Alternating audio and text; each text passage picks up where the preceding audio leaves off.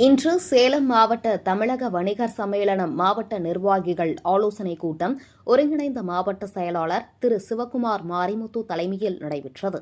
இக்கூட்டத்தில் கீழ்க்கண்ட தீர்மானங்கள் இயற்றப்பட்டது.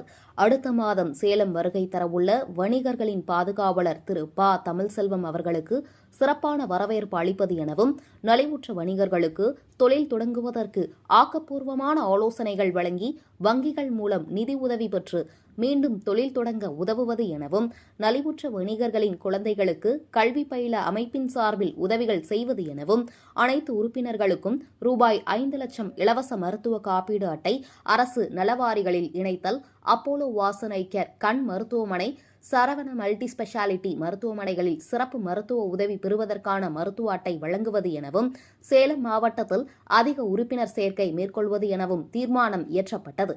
வணிகர்களின் வளர்ச்சிக்காக மருத்துவம், கல்வி, வேலைவாய்ப்பு போன்றவற்றில் பயன்பெறும் வகையில் அள்ளும் பகலும் அயராது பாடுபடும் தலைவர் அவர்களுக்கு பாராட்டுகளையும் வாழ்த்துக்களையும் நன்றி தெரிவித்தும் தீர்மானம் இயற்றப்பட்டது. கூட்டத்தில் சிறப்பு அழைப்பாளர்களாக மாநில மகளிர் அணி ஒருங்கிணைப்பாளர் திருமதி உமா மாரிமுத்து, மாநில அமைப்பு செயலாளர் திரு சீனிவாசன் மற்றும் சேலம் ஒருங்கிணைந்த மாவட்ட நிர்வாகிகள் பலர் கலந்து கொண்டனர்.